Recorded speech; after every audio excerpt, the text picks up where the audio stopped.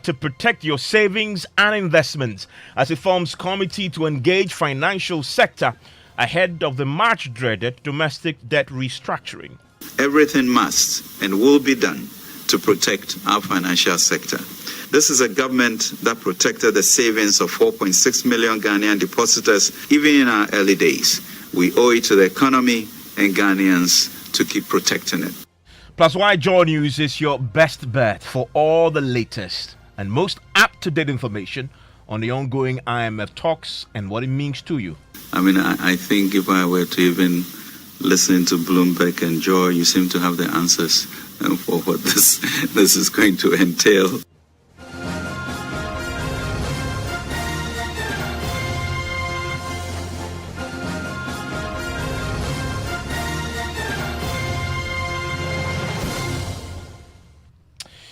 And Top Story is always brought to you by Vodafone. He has been under pressure to calm the markets following revelations government is set to restructure its debt with a focus on the domestic debt as part of his program to secure an IMF bailout. The move, it was suggested, may affect bonds, treasury bills, pension funds, and even insurance firms. Well, today, the Finance Minister, Ken Ofori-Atta, after days of market speculation, is finally assuring he will do everything in his power to protect your savings and secure the Ghanaian financial sector. He has been addressing a news conference. Ladies and gentlemen, we simply have not reached any agreement with the fund on the parameters of any debt operation as we are in the process of completing the debt sustainability analysis. Government shall continue to actively engage all stakeholders in a clear and transparent manner as we seek to fast-track the IMF negotiation process. Ghana needs a viable domestic financial system to support its development program, especially in these 3 years of limited access to international capital markets. Therefore, everything must and will be done to protect our financial sector, and there must be room for a win-win conversation through extensive stakeholder engagement with both our domestic and external investors. Ghana has always had a collaborative approach with its partners, and we shall, I'm confident, come out of an historic arrangement. This is a government that protected the savings of 4.6 million Ghanaian depositors with the reform of the banking and financial sector. Even in our early days, we owe it to the economy and Ghanaians to keep protecting it. The sanctity and the well-functioning of the financial system is sacrosanct, and we need the support and trust of all Ghanaians to deliver this. Let us join hands to get this done. The Great Celtic Miracle in Ireland in the 80s was a result of such collaboration, especially with Labour, and we shall also be blessed with the Ghana miracle. Well, so talking about what may happen when it comes to the restructuring, and with its assurance today, he's actually formed a 5-member committee that will now go ahead and engage all players in the financial sector who may be affected by any restructuring or debt. A 5-member committee consisting of prominent financial services professionals will lead extensive stakeholder engagement across all the key segments of the financial sector: banking, asset management, pensions, and insurance. The announcement of the committee members will be made in the coming days, and they will immediately get to work to engage key stakeholders in the financial services sector. Additional to ongoing engagements of civil society organizations, social partners, labor employers and faith-based organizations, academia, industry professionals, and the leadership of Parliament. We welcome all contributions to this great public debate, but we must be careful to build and not to tear down our nation. So what is the latest on the IMF negotiations that we know began this week? Ken Ofori-Atta gave the following update. The formal negotiations for a fund-supported program began on Monday, September 26, 2022, and discussions are advancing smoothly. The IMF mission will cover a period of 10 days, and in line of His Excellency the President's dialogue with the IMF Managing Director, Kristalina Georgieva, negotiations will be fast-tracked to ensure that key aspects of the program are reflected in the 2023 annual budget statement in November 2022. government is committed to ensuring that a comprehensive package is negotiated with the aim of restoring and sustaining macroeconomic stability, ensuring durable and inclusive growth, and promoting social protection. As stated in our press release dated 26 September 2022, on the commencement of the IMF negotiations, having a sustainable debt path is a prerequisite for the IMF program. Therefore, the IMF, World Bank, and the Ghana team are currently undertaking a debt sustainability analysis to inform the program negotiations. In addition, the IMF and government team are working to update the medium-term macro-fiscal framework to inform IMF program design. Also, the government team and the IMF team are discussing policy measures and structural reforms, proposing an economic program aimed at addressing the economic challenges facing the country towards restoring and sustaining macroeconomic stability, fiscal and debt sustainability, as well as promoting durable and inclusive growth and social protection. So you had there an idea of the government timeline for having a deal that would then be included. Portions of the key portions of that deal, once reached, will then be included in the 2023 budget. The finance minister was today very clear what the timelines are, even specifying when he is confident the budget will be read. That gives you a clear idea the timelines you're working with to have a deal that then reflects in that budget. And with regards to timing, yes, the budget, God willing, should be read by November 15th per the rules. And so, yes, we are multitasking to ensure that all of these things will enable us to meet those deadlines. But we will do it. So we will do it. So what really is making the finance minister so confident we can strike a deal with the IMF in time for the budget on November 15, when countries like Zambia took nearly 2 years to get one? That question was asked of him. I think the issue of the timing is that, we've seen countries like Zambia, rightly you have mentioned, gone through a 2-year negotiation by getting into the common framework. And really, I don't think we as a country can afford that type of uncertainty over that period. And why are we hopeful that will be different? Because in the discussions that I had with the managing director of the IMF, those were the specific issues that we talked about, how to fast track this so that we will get into organizing ourselves a lot better. But more importantly was the meeting between His Excellency the President and the Managing Director of the IMF in Rotterdam.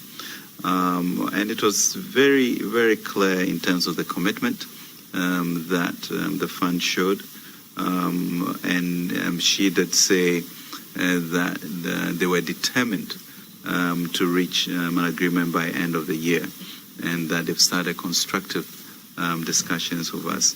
The team is here, and they are here on a mission, but as the mission chief told us, this is not a mission of 10 days, it is a mission through the end of the year. So there's increased intensity and acknowledgement that this must be done. So expedition is the word here. The government is looking to complete this very, very quickly. And he says that confidence is coming from the IMF themselves. IMF is giving signals to government that they want to do this and they want to do this very quickly. Okay, so this particular program that government is going to place before the IMF that will form the basis of an expedited talks, what does it look like? Well, we got a picture today from the finance minister. He gives the following details about what this blueprint will look like. Undoubtedly, global risks remain on the horizon, including a strengthening US dollar and higher interest rates, which negatively affect external borrowing. This development is exerting enormous pressure on our balance of payment position, and thus the need for us to expedite engagement with the IMF. Within this context, government is finalizing its post-COVID-19 economic program as a domestic blueprint to engage the IMF. This document has already benefited from input from key stakeholders, including civil society, social partners, labor, employers, and faith-based organizations, academia, industry professionals, and the leadership of Parliament. Additional stakeholder engagements will be held to solicit further inputs for the program. Our economic program contains a set of time-bound structural reforms and fiscal consolidation measures to place our debt levels and fiscal accounts on a sustainable path over the medium term. The program is hinged on 7 pillars, namely debt sustainability, fiscal consolidation, strengthening monetary and exchange rate policies, building strong financial institutions, macro-critical structural reforms, maintaining peace and security, and economic growth and transformation. And you recall last week, Friday, Fitch downgraded Ghana's credit ratings to further junk status. While the finance minister has been speaking about that, he says it's unfortunate and has left the country hurting even more because of the reaction to that by investors. The issue of the Fitch downgrade, as you mentioned, is unfortunate. In their email to us, they referred to the Bloomberg article that influenced their decision, and so the downgrade has, it sort of further depressed the bonds on the international market, resulting in additional losses to investors. Once we got downgraded to CCC, we are also expecting that the economic program that is going to be that is being worked on, which will be the sort of the basis for the IMF discussions, will then, help us to come back to some strong matrices to then be able to get our sovereign ratings revised over that period, and we are confident that it will. I think returning sort of access to the international capital market is going to take a bit of time, 2-3 years, and so during that period we'll work on our ratings also to be able to get there. So that's a very important point that the finance minister just made, that Ghana's plan to return to the international capital markets to borrow. He's estimating, now we're currently shut out from the market because of our current debt situation, and of course we are in dire straits, but he's now specifying that he's hoping that with the IMF coming on board, Ghana can return to the capital markets and begin borrowing again within 2 to 3 years. Is that being too optimistic there? Is that even realistic? Let's bring in Dr. Etiahene, Richmond Etiahene, who is a banking consultant. Also joining us is a former Deputy Finance Minister, Kay Selah-Tofosing. Dr. Kay Selah-Tofosing, the Finance Minister says he met him and others over the weekend, and they were given a brief on Ghana's program. So what does he really know? Let me bring him in and Dr. Etiahene as well into the conversation. Thank you, gentlemen, for your time here on Top Story. Thank you. Dr. Richmond Etiahene, let me start with you. On that last bit, we heard the finance minister just say that the intention is to return to the international financial market within 2 to 3 years. Is that realistic? Oh, for me, good evening, Evans. I don't think it's very realistic. An average is taking countries another 5-7 years. So I'm wondering what he's got there that we haven't read about. The situation we're in now, to tell me the next 3 years we'll be able to put it right, it's not an easy task. So for me, it is one of those things that we have to look at it. But to get yourself well prepared to go into the international capital market, it will take you at least a minimum of 5 to 7 years. That is what it has happened to so many countries, and we are not the first. So for me, that time I will qualify the time that he said. I'll possibly not agree as simple as 3 years. No. Okay, Dr. Tuforson, you've been there before.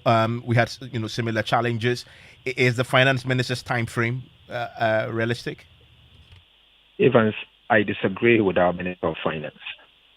I say this because I see clearly that the investor confidence has been broken, and it will take a very long while to rebuild it. Evans, to start with, you need to have a very positive rating before you will be able to enter the market, and you need a B plus based on what we have done. It is easy to destroy, but it's not easy to rebuild. Currently, we are in C. When the restructuring starts, we're going to be D at our rate. To rebuild from D to B plus would take at least 5 years with proper measures to rebuild the confidence that you can repay. Investors will not just forget that you go through restructuring and that the next morning you can repay your debt, and so they should lend you money. I see a government that is in a hurry to go back to a market to obviously borrow the very thing that has sent us into this very mess, and to go on and do it. And that is the very reason why they think that we should hurry up, get the, IMF program by November before the budget, do 2023, and probably 2024 go to the market. That will not happen. What about that November date he gave? Hard date, he says. You're working to complete this, put key aspects of it in the budget before you in Parliament. And he also says that they met you. I mean, they've briefed you. You know a lot about this. Knowing what you know and knowing what he's briefed you, if that is even the case, is that time frame to one that we can work with? Okay, so to start with 2 points. First, I disagree with the November date. It will mean that we are going to rush through negotiations. And that is going to mean that Ghana is going to be a yes man. Everything coming from the fund, we may have to accept it for a simple reason that we want to get a program within 6 weeks before budget is ready. That is dangerous and to be detrimental to the country. Number two, I do not believe that even the 6 weeks is possible, in the sense that we have a major debt treatment coming up. And the fund, per their rules, they won't tell you what to do. What the IMF will only do for you is to calculate the amount of debt relief you require and ask you to go and engage your creditors. There may be the referee in between to get the two of you talking and to agree that this is what you have to do. That process itself would take a minimum of 6 months to have it done. Exactly. So I don't know where the November deadline is coming from. I do not think that is possible. It's not doable. I doubt that will happen. But obviously, debt restructuring is inevitable. It's going to happen. The form and the shape is what we need to wait until the government comes out to tell us. Then probably we can ask questions. But again, we met with the Ministry of Finance and the Bank of Ghana. Not only me, the leadership of Parliament, both sides.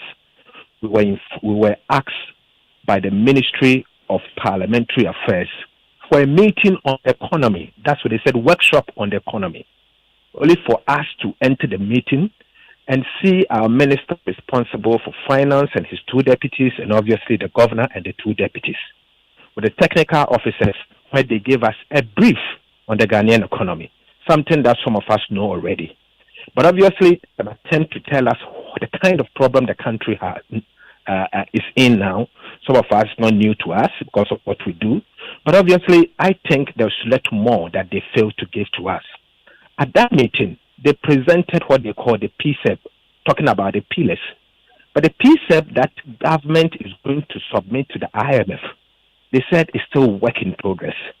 At the time, they failed to show us the measures, that is the most important word, measures, what they would do to address the problem that we have. They failed to show it to us. So we could not input into the measures. So I remember, even in that meeting, I said, why are we here? If we are here for a consultation, first of all, show us, you have told us the problem. What are you going to do to deal with the problem? Give us an idea what we're going to do, so that we can input into it. If it is good enough, we all support. If it's not good enough, then we can obviously talk about that. You add A, B, C, or D. But that did not come. So more or less, I will not call it consultation, but we met them. Not only me, the leadership of parliament, both sides, and they gave us a brief on the Ghanaian economy. I see. So from where you sit right now, and he gave a bit of that. He announced the 7 pillars today. You were saying that you don't have enough to understand exactly what the program is, and you were not allowed to make an input. No. I think that the Minister of Finance made a point that they are presenting programs and they are soliciting ideas. So if you have any information, give it to them. But they are not here to give us what they are going to do, the solutions to address the concerns. And I said, that is not good enough because this is the only country we have. Yes, we have economic problem.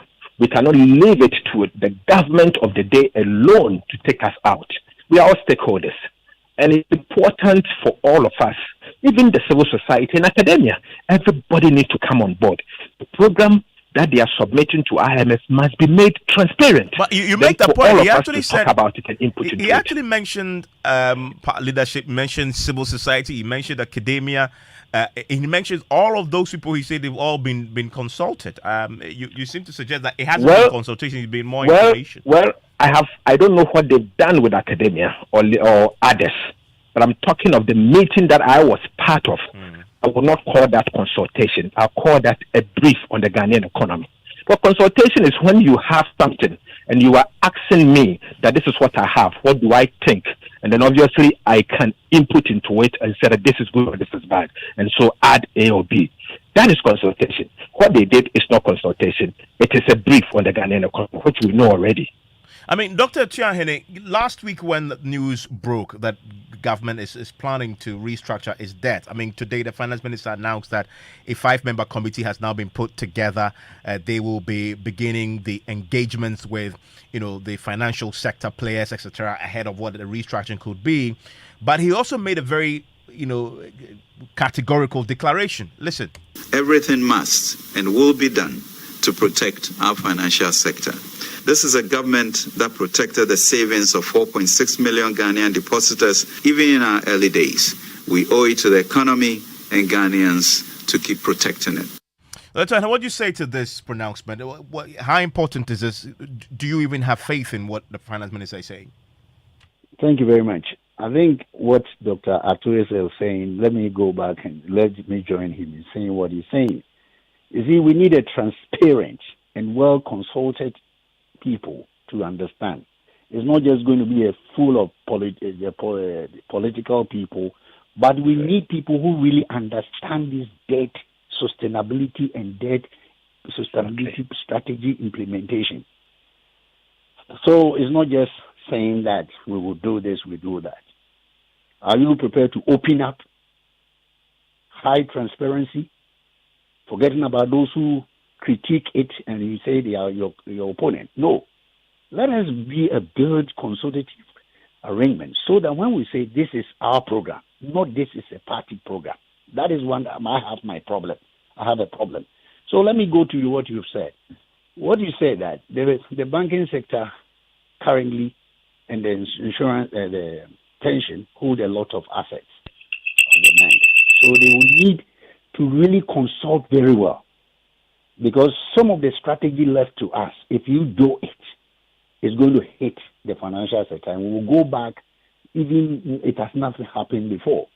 So when he's consulting them, they must make sure that people who they are speaking to and people who are also speaking to them really understand this strategy, what we mean by, if you say NPV haircuts and all those things, extension of coupon rate and all these extension of maturity periods. All these things must be put on the ground. And if not, we should even do scenario analysis, modeling. Exactly. Put in modeling that if we put asset A minus this, you put 10% this, the NPV, you get this over that.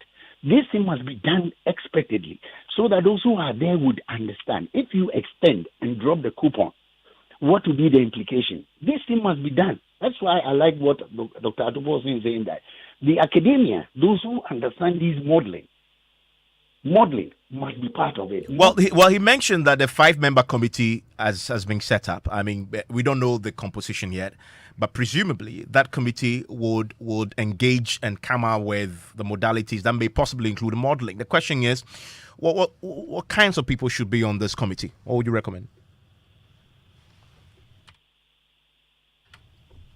Hello, Dr. Chahini. Yes. Yes, I'm asking you about that committee he mentioned. If you have a recommendation as to the kinds of people who should be on it, what will be your recommendation? For me, as I've always been telling you, in this country, we've taken the country as if it's a political football. Let us broaden the scope. We have men in this country. I have met a lot of good people who are brilliant. If you solicit their help, so come in and let us join. They will come. But you see, if you do it on party levels and friends levels, we're going to have a problem. That is where I told you this morning that I want to see a highly transparent committee. Cannot expect people who are expert in their field so that they can help us to solve this problem. It's not. We shouldn't make it as we've been doing it all along. All along we do it this and this, and we have people who don't even understand the implications. So if you can get the expertise, the skills and the competences, able men who knows it and who have even possibly done it. Some, I wouldn't mention a name that I know.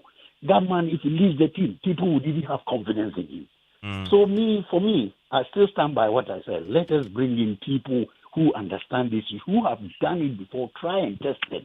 Okay. Dr. Chahini, thank you very much. Dr. Kesela Tofosing, I am grateful for your thoughts on this, having heard the finance minister today. Well, listen, if you really want the very latest, most up-to-date information on the ongoing IMF talks and what it means to you, the only place you want to be if you are in this geographic location called Ghana is on Joy News, Joy FM, and the Joy News channel on multimedia. Plus, of course, you want to go onto myjoyonline.com. Anything Joy will do. Listen to the finance minister. Don't take my word for it. With regards to the committee, coming from all of you, no, it will not delay. I mean, I think if I were to even listen to Bloomberg and Joy, you seem to have the answers for what this is going to entail. So within the confines of this period that we are in discussions, we will be able to come up. We expect them to be able to come up with input ideas as to where we should be going. Well, if you didn't know before, now you do.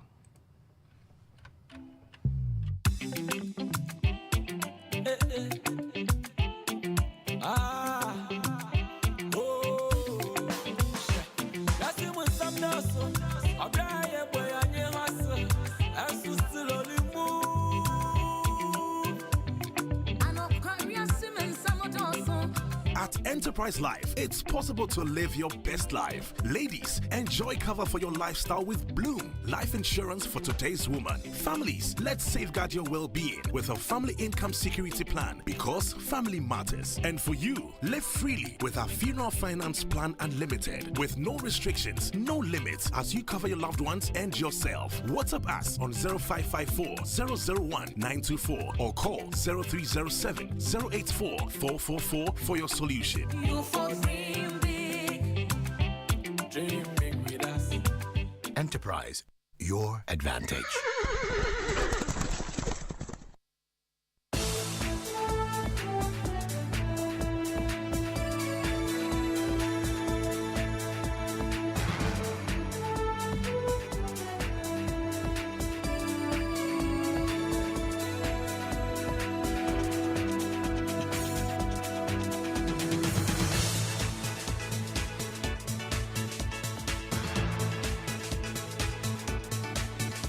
Good evening and welcome to Newsnight. In the next 60 minutes, labor unions of public universities in Ghana serve notice of a never-before-seen industrial action as it calls out government for attempting to revise the agreed conditions of service.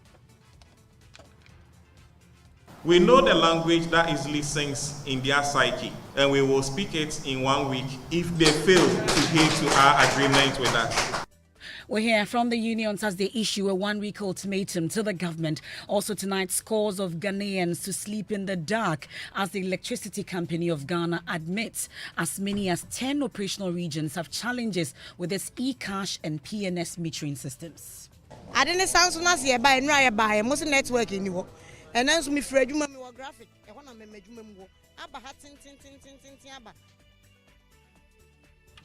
We hear from some customers unable to recharge their prepaid meters and speak with the ECG. Ministerial Committee tasked with reintegrating Ghanaian medical students from Ukraine call off the exercise while backing the Medical and Dental Council's refusal to accept Ukraine certificates.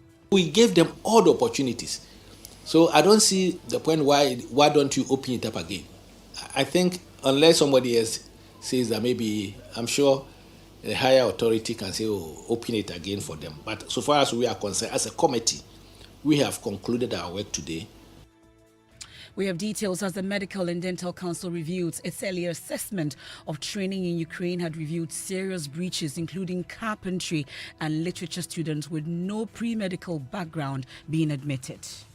People didn't have the requisite background. People have done carpentry, the best grade is D7, and then they have gone and they have come back as doctors. People have done literature in English without any pre-med. So this led to the policy on the training of foreign medical and dental students.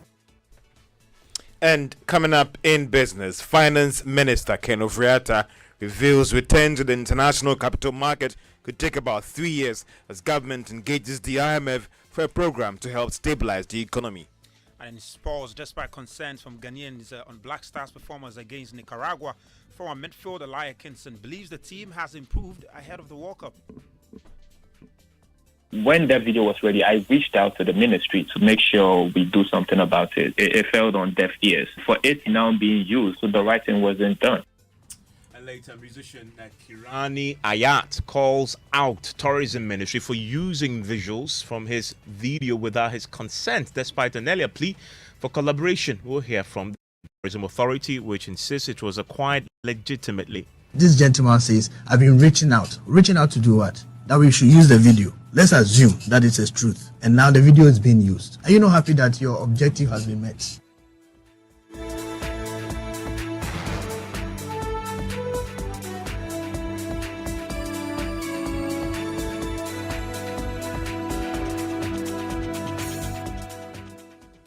That and more on tonight's edition of Newsnight. Do all to join us via WhatsApp is 055-1111-997 with your comments. You can leave your comments also on Facebook. We're digging now in our very first story for tonight. 4 labor unions of public universities country have served notice of a never-before-seen industrial action should government fail to honor the implementation of the memorandum of agreement already reached between the parties.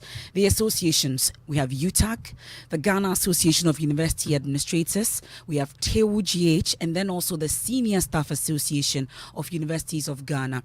At a press conference today, they cautioned government to refrain from varying their service if they want to have a peaceful environment to negotiate with the IMF. Yes, National President of UTAG, Professor Solomon Nunu, addressing the media earlier. Contrary to the MOA and the reference, the Minister of Finance again directed that fuel allowances and other allowances that dependent on ex-pump fuel price, which was pegged at the number of gallons, has now been converted and determined in absolute rates without recourse to any of the labor unions in the public universities. For this reason, we totally rejected the absolute rates as the procedure for taking such decisions. Again, the employer ignored the concerns of the unions. We know the language that easily sinks in their psyche, and we will speak it in 1 week if they fail to adhere to our agreement with us. The unions also take this opportunity to advise the employer to be circumspect, as we do not take delight in disrupting the academic calendar. Nevertheless, when compelled to do so, we will not hesitate. Therefore, the employer should immediately rescind all intentions to vary our conditions of service, else teaching and related activities on all the campuses will be withdrawn with effect from Wednesday, 5th October 2022. Well, let's bring in the Secretary of UTAG Legon, Professor Ransford Jampo, here for further clarity on this ultimatum that has been given to government by these labour unions at the public universities. We are grateful for your time here on Newsnight, Professor Jampo. First off, I will talk about this ultimatum that has been given, but clarify for us, when you say that government is varying your conditions of service, what exactly do you mean? Let me just put it in a very simple language. Every 6 months, the fuel allowance paid to lecturers is supposed to be reviewed. And from December last year to date, we realized that the government was not acting on this agreement. But we also knew that times are hard, and so we didn't want to be pushing too much. Then, the end of July this year, they did some increment without recourse to us. So, to put it in a very simple language, what they did was that they increased fuel allowance from 6 cedis per litre to around 10 cedis per litre. That was July this year. Then they paid to members. We're not happy with it, but we took it like that. Then after paying, then they wrote another letter again to tell us that they are reducing it from 10 cedis per litre to 6 cedis per litre. And I'm wondering, a lot of us are wondering, is that how much they sell their fuel? There are filling stations that they've opened that they think we don't know, and yet information about them is very much out there. It's disappointing. Who buys fuel in this present day Ghana at 6 cedis per litre? I think there's been several discussions and negotiations about this, and it appears that even though some of us thought that the government side needed some peace to be able to go about negotiate better deals with the IMF, it appears they don't want the peace. And so for the first time, you have all the labor unions on the various public university campuses coming together to say that, well, you have a 1 week ultimatum. If they fail to act, we would act. Well, for some, this is an attention-seeking venture because from what you said, it's about fuel allowances. You mentioned that you were told that times are hard, but the concern is... No, we're not told times are hard. I said we felt that times are hard. Times are hard, and so let us give them some respite. Times are still hard, if not harder. We know that we are negotiating with the IMF, and if it's just about fuel allowances, for instance, why then do you say that you are going to be embarking on a never-before-seen in national action? Well, the point is this. They started paying. And if for whatever reason, for some reason, they felt that they couldn't continue, they should have engaged us. But the most important thing is that it also demonstrates a serious breach of their own MOA they signed with us. That, among others, led to our suspension of our industrial action last year. We know that these allowances would have to be reviewed every 6 months. Why were they not doing it? Incessant reminders and engagement fell on deaf ears. And so people are already not too happy. And then you went on to unilaterally do some adjustment and then later reduced it again. It's like they are toiling with serious minds. And I believe that that is not how to govern a nation. So you have government has 1 week to do something about the situation. Within that 1 week period, what exactly are these four unions expecting to happen? We are expecting that government will do the needful. Government should go back to the agreement it signed with us and ensure that it is implemented. If for some reason they want to vary conditions of service to the disadvantage of labor, it is just courteous that you engage them and let them understand. But what do you say to those who ask that these labor unions, you really understand the times that we are in and the demands you're making? Well, we understand the times we are in, but take note that Labor unions are not the only people who must understand the times in which we find ourselves.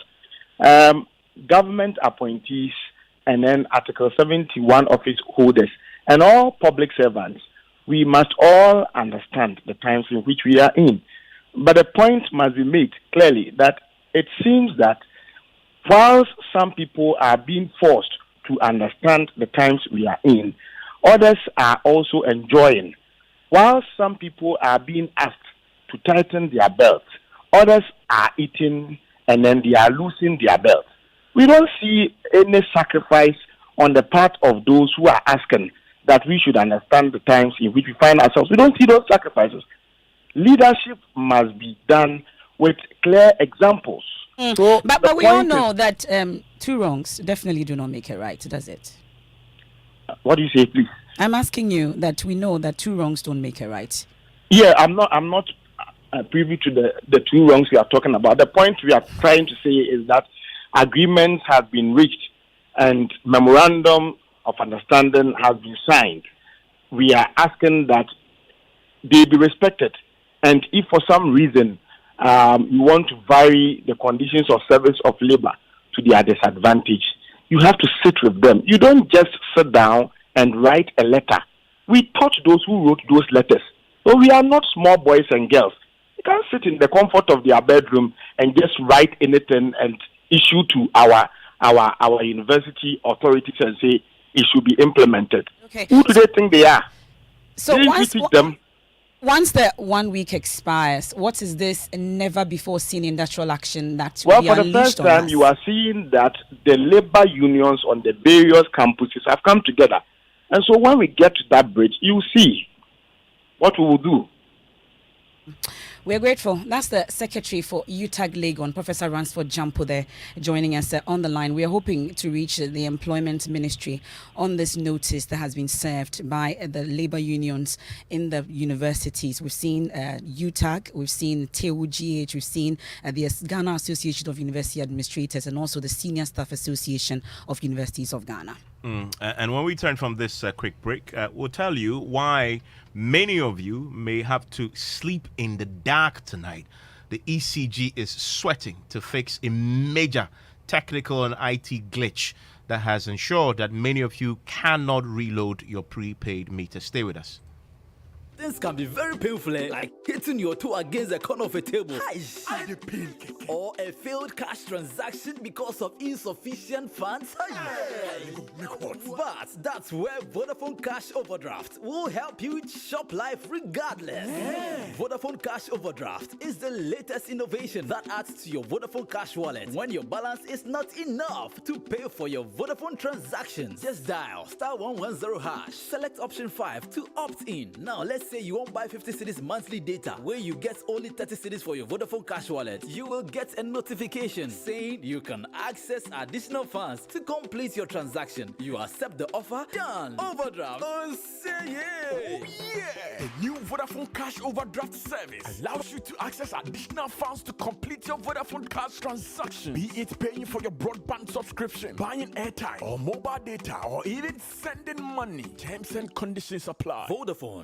The Ministry of Education, through the National Teaching Council, presents Ghana Teacher Prize 2022 on the theme, The Transformation of Education Begins with Teachers. Guest of honor, His Excellency Nana Addo Dankwa Akufo-Addo. The most outstanding teacher goes home with a 3-bedroom apartment. First runner-up goes with a 4x4 pickup. Second runner-up gets a saloon car. The best teacher in leadership and administration gets a saloon car, and the best non-teaching staff also gets a saloon car. Activities include a 2-day symposium. Date 3rd and 4th of October 2022 at Modern City Hotel, Tamale at 9 a.m. A grand deba on Wednesday 5th October 2022 at exactly 9 a.m. It will be live at the University for Development Studies Multi-Purpose Hall, Tamale. Sponsors: Get Fund, Trustees of GES Occupational Pension Scheme, Glyco Pension, Prudential Bank Limited, SIC Life, Data Bank Limited,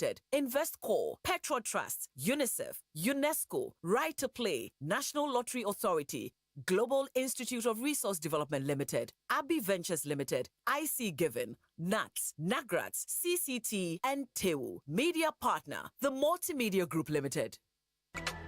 Prices are dropping like raindrops in Samsung shops nationwide in the Blue Tag sale. Get a wide range of phone handsets and home electronics at amazingly lower prices. Lower.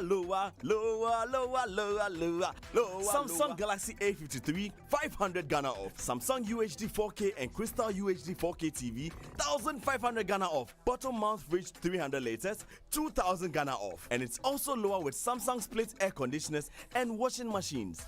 The Blue Tax sale is lower Ankasa. Visit any Samsung shop from now to the end of September to check your specs and get phones and electronics at lower prices. Yeah, this so big. Terms and conditions apply. And you are still live here on Joy 99.7 FM. This is News Night. And tonight, scores of customers of the Electricity Company of Ghana are expected to sleep in the dark, as the ECG admits. As many as 10 operational regions have challenges with its eCash and PNS metering systems. Now, some customers say they have been roaming for days, just trying to recharge their meters. According to the ECG, customers will not be able to purchase electricity credit due to the technical challenges. The company says it is working to resolve the issues. We'll hear from them shortly. But here are some customers who fear they will sleep in the dark because they've run out of credit. I didn't sound so nice here by buy most network in you. And then me Fred you me graphic. I want to make you aba ha tin aba me buy no network in nyadwuma. I just me call abeka junction. Ti akwa ya tete ni o haw. E dey maye. Ko so ba ube free ube ja wadwuma a wo ye nyina no aba. Uba nso wunya bi nto. Na light ni call off. And I say me dey soon because me wadwuma na me sere kwan. Me ntimi enyai ensan kwa beka jonge me konso a ye be yimedi inna na kesa na de ensan me de sum no china me sansre ekwan afoforo eyo how eya tete. It's not even frustrating, but it's also very annoying for the fact that you have some money to pay and then they tell you there's no network. It's not too good. When there's no network, I think that we should have a meter with options. You could use the card, you could use the app, and even if you postpaid, so that you don't frustrate your citizens. It's down. It's literally, by now it should go off by now. But it's down, so maybe I'm trying to see maybe if I come back later on the day, I might get some. I mean, light off, like, this is your work, do something about it. And then I come, you are telling me I should go net, just like that, simple. Network is down. I mean, go and find your way out. Papani is in the studio. He's been out today. So how bad was it? I mean, when you went out, some of the voices there say it was pretty bad. I guess the places have been deserted.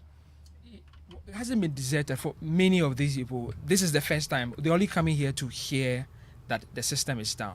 Some of them, this is actually not their first place they are visiting. They've been to other places thinking that this is an isolated issue, but they only come here, they only refer to other places, and when they go there too, the situation is the same.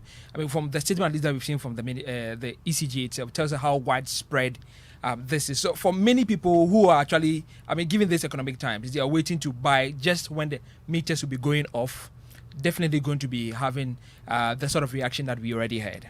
Let's speak to the General Manager in charge of external communications at the Electricity Company of Ghana, Charles Ni Ayuku, joins us on the telephone line right now. Mr. Ayuku, thank you for your time here on Newsnight. Thank you very much, and good evening. Oh, goodness. We have a challenge with this line. Let's get him on a better connection so we can hear him. People are very eager to hear what the solutions could be, because the ECG itself in a statement said they were working around the clock to try and fix this. Hopefully, they had expressed to us when we first called them with this in the morning that they were hoping that by 3 p.m. today they would have fixed this. Hopefully, Mr. Yuko will have the latest on this for those of you who are struggling to buy credit. And if you're one of those affected, I want to hear from you with your comments on this. I want to share a few of your messages coming through on our WhatsApp console with you. If you're one of those that have been affected, 055-1111-997. Mr. Yuku is on the line. Mr. Yuku, do you have good news for your customers? Good evening, once again. Currently, some of the systems have been fixed, but not all. Yes, and we are working very hard to make sure that we get all the systems in place. So when you say some systems have been fixed, from what we understood earlier in your statement, at least 10 regions were affected. Is that accurate? 10 regions, that's our operational areas. But we are talking about some customers, not all of our customers. So some of the customers in these affected areas. Sorry, I mean you need to break this down because people are listening and they want to plan with what you tell them. Yes. So when you say some have been fixed, where can people go to get the challenge? The challenge was detected and it was fixed. But then some of the systems were not able to respond to the resolution. Or yes. So as I indicated earlier, it's in operational areas. Not all our customers are having this challenge. I mean, Mr. Iku, so I'm a customer too. I'm listening to you. So if I really don't have light and I'm blackout, I will be struggling to see. Okay, so tonight as we speak, if I have not bought credit for a while, if I'm in Accra, in your regions, where do I? You say some have been fixed. So where can we find those? No, places so what I mean, it it depends on the meter. Yes, it depends on the meter and the vending point. So you mean some vending stations Yes. in across the regions that you have problems would have access and you can buy from there. Others may not. That is true. So in effect, what you're saying is that if people should just keep, changing and going to vendors until they find one that works. Yeah, for some of the areas, depending on the meter, a vending point would not be able to. You will not be able to vend at such a vending point. Are you getting it? Hello? Yes, Mr. Aiku. Yes, it seems your line is not. No, I clear. can hear you loud and clear. Okay. Yes, so as we currently work on fixing or make sure that we resolve the entire challenge within all our metering systems, some of them, of course, have been affected. Okay, so let's take, for example, Avino, where we've been today.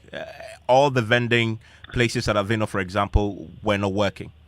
So if you were in that vicinity and you've been traveling from one to the other in Avino, you not have it. Where do you go for it?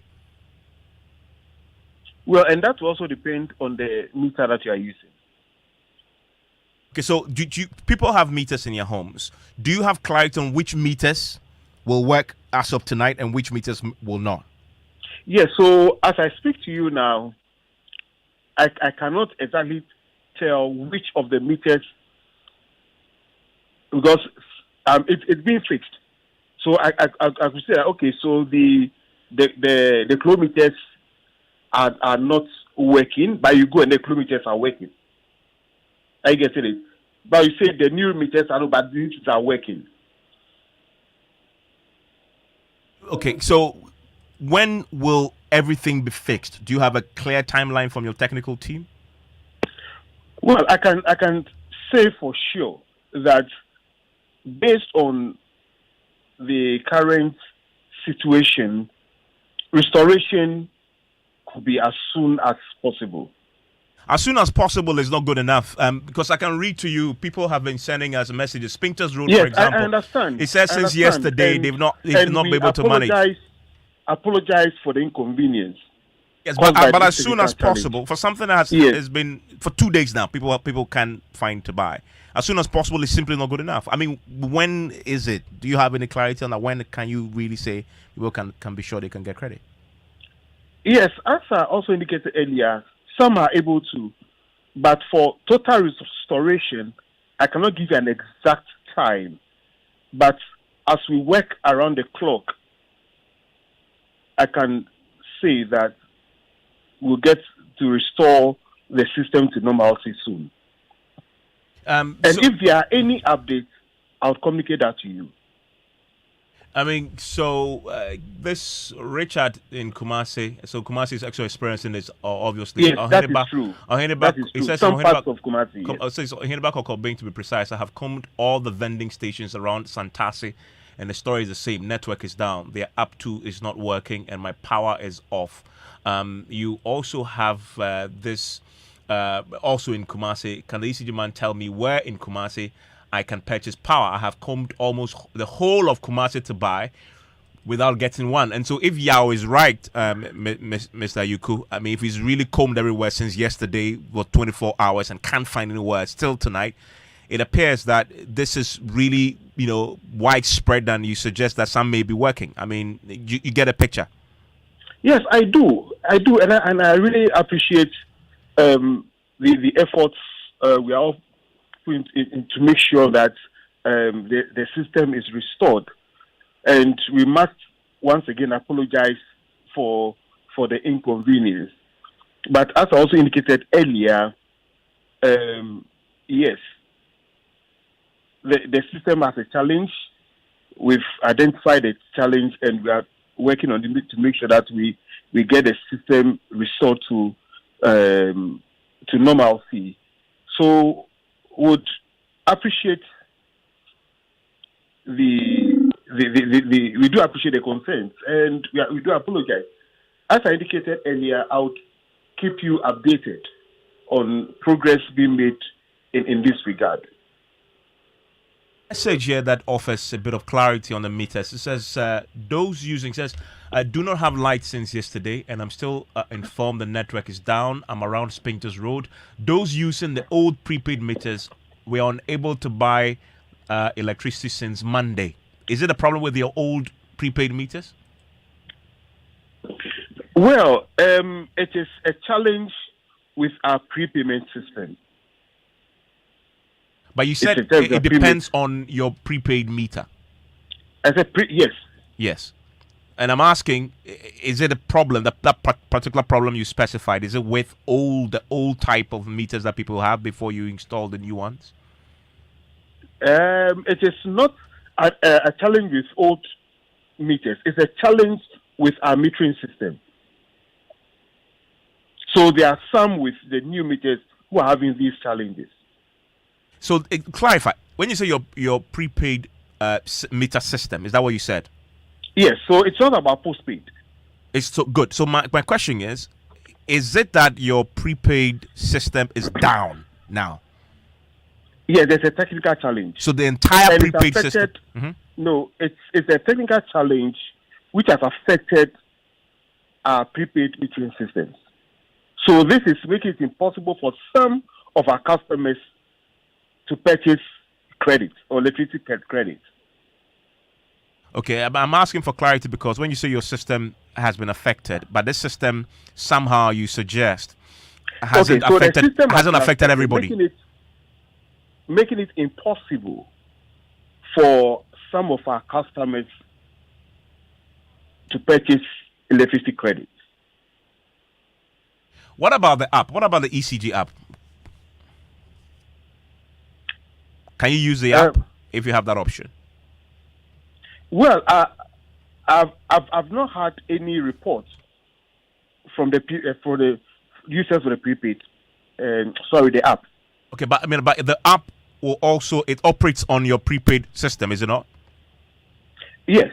Yeah, if it does operate on your prepaid. In fact, it works on both the prepaid and the postpaid. Yeah, so I'm talking about prepaid. So if you have a prepaid app on your phone, will it affect your ability to purchase credit? Okay, so let me take it once again. I'm saying that we have a challenge with our system, making it possible for some of our customers to purchase electricity credit. No, I heard that. Right. You're talking about vendors. If they are using the mobile app, and as I indicated earlier, I've not received any report of any customer using the mobile app to buy credit or to purchase electricity credit. Okay, well, Eben sent us a message right now. Says, please, the app is not working since yesterday. So that's it for you, Mr. Okay, well, we lost him there. Okay, so listen, this is a very important subject if you don't have electricity tonight. And from what we've seen, it started on Monday. We are Wednesday evening, and clarity is pretty short from the electricity company of Ghana. They don't know when this will be fixed. I mean, to put it bluntly, he doesn't know when it will be fixed. He says the shortest possible time. Shortest possible time is 3 days now, and still hasn't been fixed.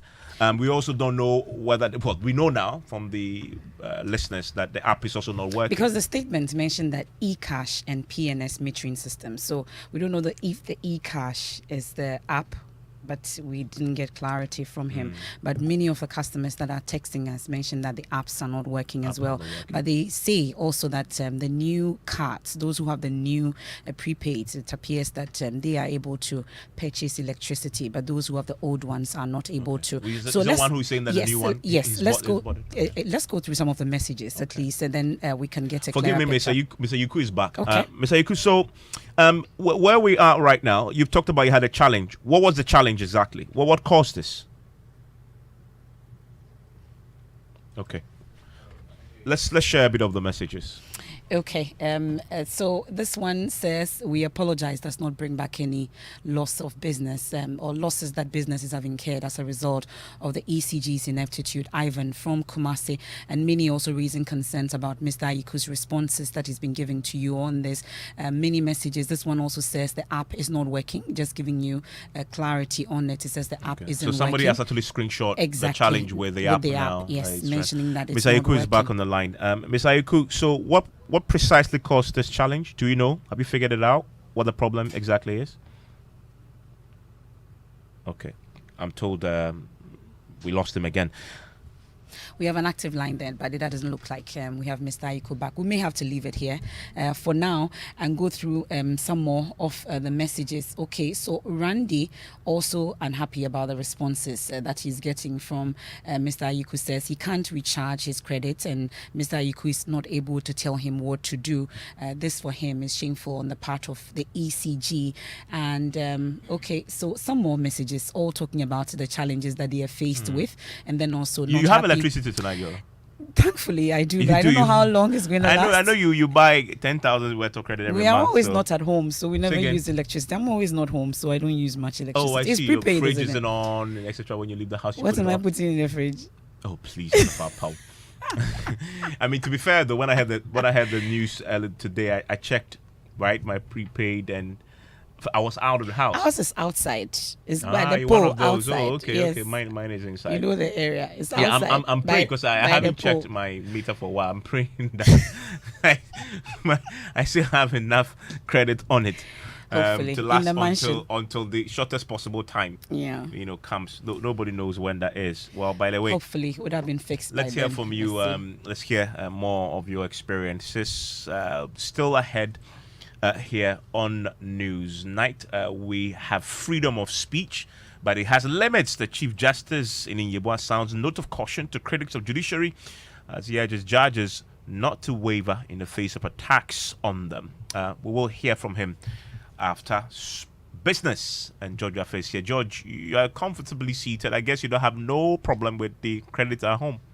Oh, not at all. ECG. Yeah. Your ECG is fine. Okay. It's very, very fine. No, he has an inverter.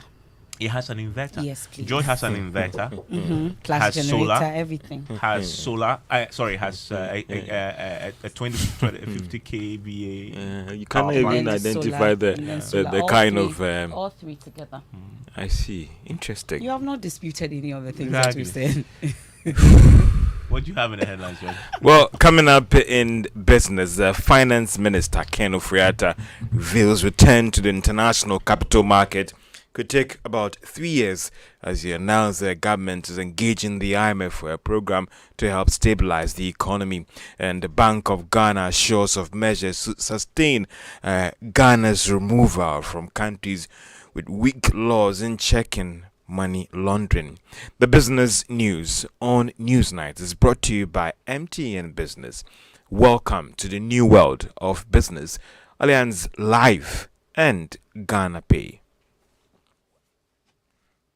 The other day, I visited Kweku at his spunky new office to congratulate him on opening his business. And man, was I impressed. The business is just moving quick. The sales, customers, everything is just working seamlessly. The secret?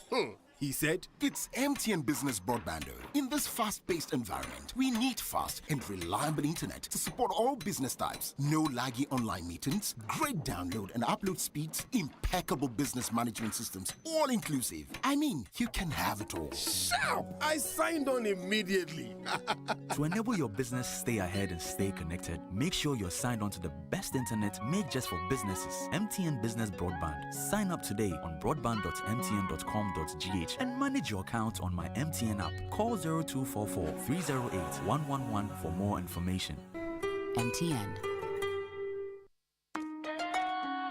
Son, we are so proud of you for setting up this hospital. I really love those hospital beds and waiting chairs. By the way, did you import them? No, Dad, I didn't. I actually got them from Kingdom Books and Stationery right here in Ghana. Wow. We also bought our office supplies, safes, executive desks and chairs from Kingdom, and they gave us expert advice on how to set up our office. Guys, that makes 3 of us. I also got our sofa and bedroom sets, plus our dining hall furniture for our new home from Kingdom. Wow, Mom, that makes 4 of us. I usually get my stationery items from Kingdom. And my teacher also mentioned that our classroom furniture was provided by Kingdom. So there you have it. Whenever you're thinking about setting up an office or acquiring furniture for your home, etc., Kingdom Books and Stationery should be your first point of call. With over 40 years experience in the industry, we stock and supply a wide variety of globally sourced office and home furniture, stationery and equipment. Visit our head office, Osu Akwaje, or our office near the Osu Stadium. We're also in Tema Community 1, opposite Olam SHF, Kumasi KNUST campus, UCC Cape Coast, and now at the Marina Mall, Airport City. Or call us 0302 764101, 764209, or 762792. Visit our website www.kingdomgh.com. Allianz Insurance since 1890. At Allianz Life Ghana, we have a wide range of life insurance packages to suit all pockets, from individuals, groups, associations, and businesses. We cover your employees, your funerals, pensions, children's education, and your future.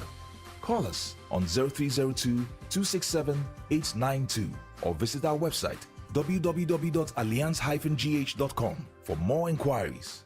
Allianz Life. We secure your future.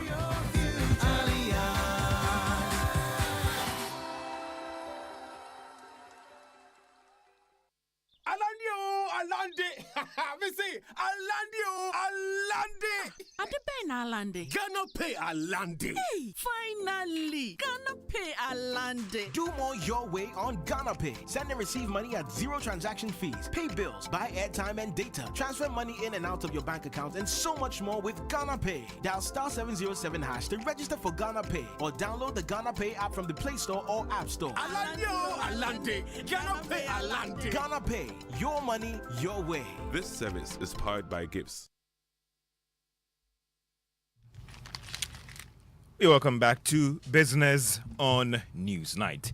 Now, Finance Minister Ken Ofori-Atta has revealed that getting back to the international capital market could take almost 3 years. According to the Finance Minister, government needs to work on the current downgrade of its credit ratings and other fiscal issues in order to have access to the market. He was speaking at a press conference on the state of the economy in Accra today. There is more in this report. Ghana has been out of the international market due to various unfavorable economic conditions occasioned by the depreciation of the local currency and other macroeconomic factors. According to Finance Minister Ken Ofori-Atta, the current downgrade by some international rating agencies will be reversed through policy measures in the next few years. He believes that any decision to return to the international capital market will be in the next 2 or 3 years. Returning sort of access to the international capital market is going to take a bit of time, 2-3 years. And so during that period, we'll work on our ratings also. He therefore described the recent downgrade by Fitch as very unfortunate and likely to have an adverse effect on Ghana's bonds markets. In their email to us, they referred to the Bloomberg article that influenced their decision, and so the downgrade has, well, it sort of further depressed the bonds on the international market, resulting in additional losses to investors. Ken Ofori-Atta is hopeful of reaching an agreement with the International Monetary Fund before the next budget presentation in November. That's Ben Sabute's report. Now, the Bank of Ghana has assured that it had put in place measures to prevent Ghana from being put on the list of countries with weak laws on money laundering. The country was recently removed from the list of countries that don't have the required laws to check money laundering by the European Union. Dr. Joseph Franz has been talking about why these actions are very important. Going forward, what has been the problem is the identity of the Ghanaian. Having multiple identity. That has been the major thing that even the international community, including the FATF, has mentioned. So we're getting there to single identity, to get that. So you don't have to use driver's license, you don't have to use voter's ID, you don't have to use, so that Kofi Mensah in the driver's license is Mensah Kofi. That same person can perpetuate fraud in various ways because the identity is different. Once we get there with a single identity, I guess that some of these things will be kept. Dr. Joseph Franz is Director of Financial Stability at the Bank of Ghana. The Chamber of Bulk Oil Distributors say they have been able to reach some agreement with the Bank of Ghana in terms of supply of dollars. Now, this will result in the Bank of Ghana advancing some $120 million every month to the end of this year. Now, this is expected to support the importation of petroleum products. Now, this is different from the about $420 million that the Bank of Ghana will be advancing to these importers of petroleum products through its auctions process. Now, this move will ensure of adequate supply of petroleum products in the market are not affected. The separate development Vice President Dr. Mahamudu Bawumia says government will gradually increase the level of renewable energy usage in the country until Ghana is ready to abandon the use of fossil fuel for clean energy. The Vice President said this at the 2022 Ghana International Petroleum Conference in Accra. Fossil fuel, particularly natural gas, will continue to be part of Ghana's energy mix in the short term, while strategies will be put in place to increase the share of renewable energy mix in the medium to long term. And that's Vice President Dr. Mahamudu Bawumia speaking at the 2022 Ghana International Petroleum Conference. The German Agency for International Cooperation, GIZ, is pushing for capacity building and development of the required sales sector to actually harness the opportunity when it comes to e-commerce in the country. Speaking at the National E-Commerce Conference and Exhibition, the Senior National Coordinator of Digital Transformation Center, GIZ, Emmanuel Mumuni, said the right skills is much talked about in order to achieve the required e-commerce in the country. E-commerce is a very technical area, and for you to fully participate in it, you need the right skills to practice. And even though there are lots of young people or SMEs that are trying e-commerce, they do not have all the skills in the world to excel in it. And so one of the things that the project is doing is to build a capacity of SMEs in that area, that they are taking advantage of e-commerce as a revenue channel to build new revenue streams for themselves and to grow their businesses. Another one is on the policy, and we're working with government for the very first national e-commerce strategy, that the policies are not exactly speaking to the needs of SMEs in the country. And so with an improved policy ecosystem, it improves the chances of SMEs to get to the other side of the line, to get to profitability, and to also grow their businesses much bigger. Emmanuel Muni is the Senior National Coordinator in charge of Digital Transformation Center at GIZ. Let's turn our attention to the stock market, and EcoBank Ghana was the only loser in terms of trading on the market. And if you hold a share of EcoBank today, it was down by 2 pesos and it's now worth 6 Ghana cedis, 65 pesos. And that's all for business on Newsnight. Back to you, Evans. John, thank you very much. You're still listening to Newsnight. It's on Joy 99.7 FM. Now, the ministerial committee set up to integrate Ghanaian medical students into medical schools in Ghana has called off the reintegration program while backing a decision by the Medical and Dental Council's refusal to accept Ukrainian certificates. Committee chair Dr. Antonin Siasari hit the final nail in the coffin after he claimed students forfeited all chances given them to enroll.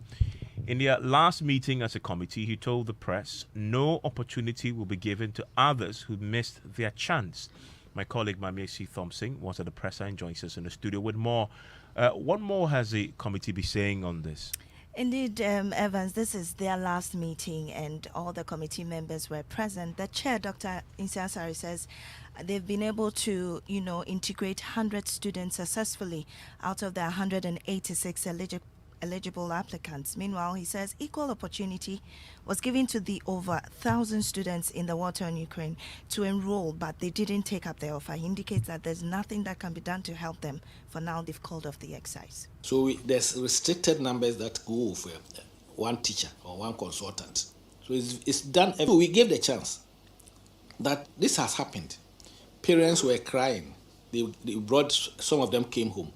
They were at home, and we decided that, look, initially we said, let them, they have all gone through trauma. Let them go through, and then in April, we will start trying to put things in place. But those who are in final year, they can continue and finish. They did and finish.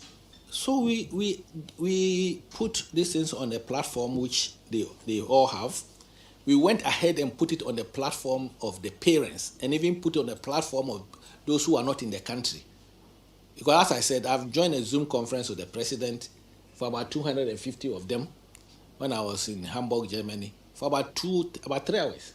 Explain everything, that this is one-time opportunity that we are giving to all of them, because we cannot go back to a university and go and ask them, open it up again. So it will be opened up. It will be opened up again. Exactly. But there was a passionate plea from the NUK's rep. Indeed, Philip Bobiansa pleaded on behalf of the students and said some of them still wanted to be integrated, and this was the reason, or some reasons he was given for them.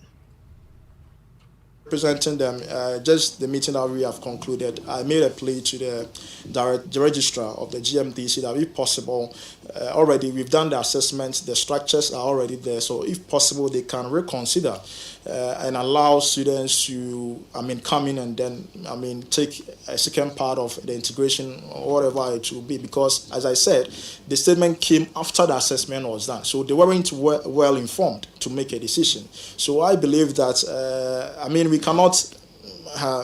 we cannot force them to do anything, but we are just pleading. But if possible, they can make create another opportunity for the students who have had a change of heart to come in and then partake in the assessment. They will be very grateful, and then it will be very thankful as well. Well, that plea there, but I can tell you that Dr. Nsiasari was clear in his response that the door is now firmly closed. Nothing more can be done for those students. Meanwhile, the Medical and Dental Council, they've justified the decision not to recognize doctors trained in Ukraine. The council says it had already flagged the training process in Ukraine as not meeting the required standards. We can hear from Dr. Divine Banyubala. In fact, people were recruiting, students were being recruited from the malls. People were taken without the requisite background, to the extent that even there was no authentication of certificates.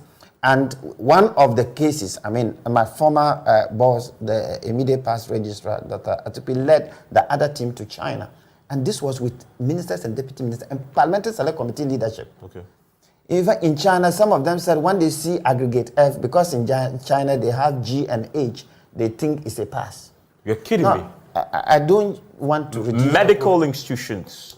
I'm just telling you the facts as you found it. The facts. And I can share that finding led to a number of policy decisions. And so these are findings of fact.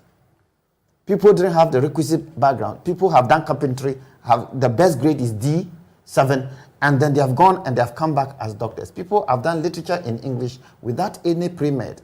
So this led to the policy on the training of foreign medical and dental students in foreign jurisdiction, Ghanaian medical and dental students in foreign jurisdiction. So that's the Dental and Medical Council's registrar, Dr. Divine Banyabulai. And one of the things he said on PMS was last night that surprised me is that this has become a business. There's a cartel. They will stand at the mall and they'll be asking people randomly, do you want to go to medical school? Do you want to go to medical school? If you have, regardless of your background, once you can pay, they will find a school for you in Ukraine or China and you'll get admitted into that school. So that's what he was saying, that people who had carpenters, you know, were given, you know, access and admissions into medical schools abroad, and they come back into the country, right, to practice medicine. But then he says to me that the way they sift them is they do the licensure exams. You need to pass that to practice. So if that carpenter, you know, manages to pass it, well, of course he can practice as a doctor in this country. I mean, so it's a pretty startling stuff that they found both in China and in Ukraine. Okay, let's do sports at this point. I know this evening we are talking more sports on PM Express. Oh yes, we are doing a lot of sports on PM. You know, the Black Stars, they are done with their, you know, their real test before the World Cup. Yesterday was the last one. So if that was the last one, what is the final scorecard? No, we have one more to go. I'm told we have one more. We have Switzerland. More, I mean, so we're going to do that. We're going to look at, if you're going to base your decision on the last two games, what is going to be, who goes and who stays. And Musbao has the very latest for us tonight. Musbao, what do we have? MF Ghana registered only their second win under Otoado in 8 games and their 1-0 win over Nicaragua on Wednesday night, courtesy Fatawi Sahaku's strike. Despite this, the team has been under heavy criticism for its inability to convert chances created. However, speaking in an interview with Joy Sports, former Black Stars midfielder Lai Kingston says he was impressed by what he saw from Otoado's men. Very, very massive improvement. A lot of people will say that with a weaker opponent, but the most important thing is the technical team seeing what they want to see. From listening to the head coach, Otoado, it looks like he's very impressed about the performance, especially the way the team created chances. But I would like to see the team creating chances like that against better and tougher opponents. I would like to see them against Brazil. When they were playing against Brazil, they should open up instead of giving them so much respect in the game against them. Against Nicaragua, you can see they were relaxed. So that's former Black Stars midfielder Lai Kingston there. Tonight on PM Express events, there's more on the Black Stars with Fentio Tahiru, Gary Al-Smith and Georgia the Jr. So tune in at 9 p.m. for more on that. Definitely 9 p.m. You're still listening to News Night on Joy 99.7 FM. And tonight, for the first time, the Chief Justice Kwesi Enin-Yeboah has waded into the criticism of judges and judiciary. According to the Chief Justice, citizens must know that their freedom of speech, just like all other rights, have limits and must be circumspect in attacking the court. He was speaking at the annual general meeting of the Association of Magistrates and Judges. The defense of our justice system does not and cannot obscure the fact that it has its fair share of imperfections as a human institution. Like all human institutions, perfection is an impossible goal. This reality lends credence to constant scrutiny with a view to ensuring that our justice system is firmly on the path of professional rectitude and accountability. In this respect, one effective tool is fair criticism. Indeed, appealing against a judgment or order entails criticizing the judgment or the order. It bears emphasizing that the judiciary is not immune from criticism. Indeed, the judiciary needs criticisms. While underlying the freedom of the public in general and interest groups in particular to criticize the judiciary, I wish to reiterate that this should always be done within the boundaries of the law. Freedoms everywhere has no absolute value. Simply put, freedom of speech has its limits.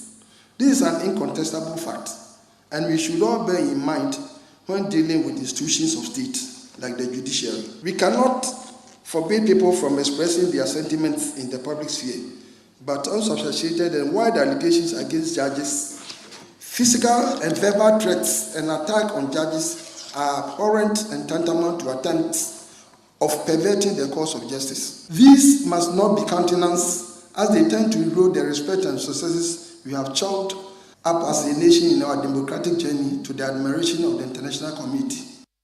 And the Chief Justice there. So listen to News Night on Joy 99.7 FM.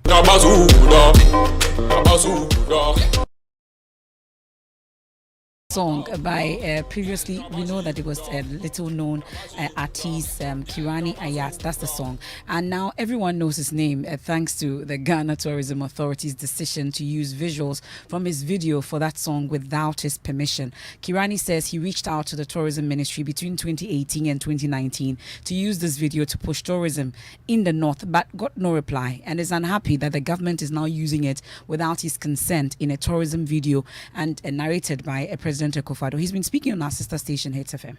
When that video was ready, I reached out to the ministry to make sure we do something about it. It fell on deaf ears, you know.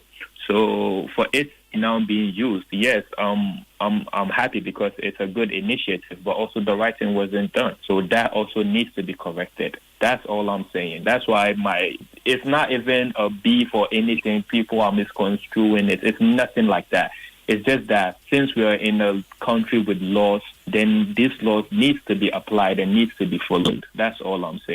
Well, there's been a swift response of the Ghana Tourism Authority. In a statement, they said the footage was acquired legitimately from a bespoke creative agency in 2019, adding the video has been played several times locally and internationally without any issue. Akwesi Ajuman is Chief Executive Officer of the authority. For people to, let's assume that it's true, that this gentleman says, I've been reaching out to do what? That we should use the video. Let's assume that it's a truth, and now the video is being used. Are you not happy that your objective has been met? Assuming. But here is a case, this is a video produced in 2019 as part of the year of return. Yeah. Shown it severally. We have an agreement with an agency that brought us footage belonging to them. Yeah. That we can use. We've used it. This is not a new video. President just retweets a video that is already out there, and then you go after the president, knowing where the source is. So you are saying, when I saw it, I reached out to the agency. I said, "Look, have you seen what this gentleman has tweeted? Do you guys feel it's right?" So this thing is taken onto a legal dimension. So I don't want to say much, but okay. I've told you. We haven't stolen anybody's product. Okay. It's something that we've legitimately acquired. Okay. We've referred it to our lawyers for action. Listen, this matter, it's gaining a lot of traction. In fact, the BBC has a very comprehensive story on this that is out there, being shared widely, and it is been trending on Twitter, calling out the president, some alleging plagiarism. Hip Live artist Sarkodie even has a tweet out. And he says, we creatives do a lot to put our country out there, attracting a lot of tourists and investors that translate into a lot of money to help nation building. Yet, that's one sector with no support. I feel my brother and support him, especially if he actually reached out and didn't get help. Should I add, Okay. Hi, Bakuri, thank you. Also, the musician has issued a statement reacting to the Tourism Authority, insisting he has not handed over any rights of his intellectual property to any agency, as suggested by the authority. And Noel Ayale is in the studio with us with details of this. What does the musician say in this statement? Well, Evans, it reads, in response to the statement issued this morning by the Ghana Tourism Authority, I, Kirani Ayat, would like to categorically state that no agency whatsoever has any right to my intellectual property. I have not given any right to any agency to use my likeness or work on my behalf. As such, there is no agency agreement, and I find it telling that the name of the supposed agency was not revealed in the statement. Likewise, the Ghana Tourism Authority has not been given any right to use my video in any of their promotional materials. I see. The key question to ask, MFA Power, is what does the law say about this? We've been speaking to Sarah Anko. She's an intellectual property lawyer. If your work, the use of the work, does not fall within those permitted uses, then please, you need to seek the consent of the owner of the work. If you commissioned a work and they commissioned it through this agency, we expect that the agency should have done its work by seeking a license from the owner of the work before passing it on to those who commissioned them to do the work. I'm interested in the criminal liability and what the law says. And the law it's clear. You are not allowed to do that in law. Well, at least I never heard this song before. I never knew these artists. Now you know. Now I know. Kirani Ayat Guda. Guda. Okay. Well, have you watched that You told me promotional the material? video is very good. It's not bad. I mean, the Storage Authority promotional material isn't bad. But the allegation is that they borrowed a lot of material from this music as well. From 2018, 2019. Why now, though? Well, look, I have no idea. Okay. But somebody standing right on your shoulder? She's not my friend. Okay. Oh, MF. Wow. Enimwa Enimado is up next with Strong and Sassy. What are we talking about tonight? So you remember last week there was this thing on social media where some guys had posted about the fact that they marry for peace. And then, a lot of guys, women... we all marry for peace. Well, there you go. And then a lot of women had a lot to say about, you marry for peace, but you're in our DMs. You're not marrying the kind of women that you like. There's a lot of back and forth about it. So today we're asking the question, what are men looking for? Some of them will tell you they got married, but they don't love their wives. I mean, what sort of question is that? Yeah. I'll tune in. What do you mean? What sort of question is what that? do you mean? So Evans, when you wanted to get married, what were you looking out for? What were the qualities about your wife? That Stability, peace of mind. What happened to love, Oh yeah, I mean, apart from love is pretty. Love must translate into tangibles. And that your tangibles are peace, stability. Every guy wants that. Yeah, I noticed most men say, "I just want to go home to peace and quiet. Absolutely. I don't want to go home to the talking, the shouting, and by the peace, drama." When they do wrong, you're not supposed to talk about it. Well, that's the flip side of it. Exactly. Okay. So we'll have that conversation.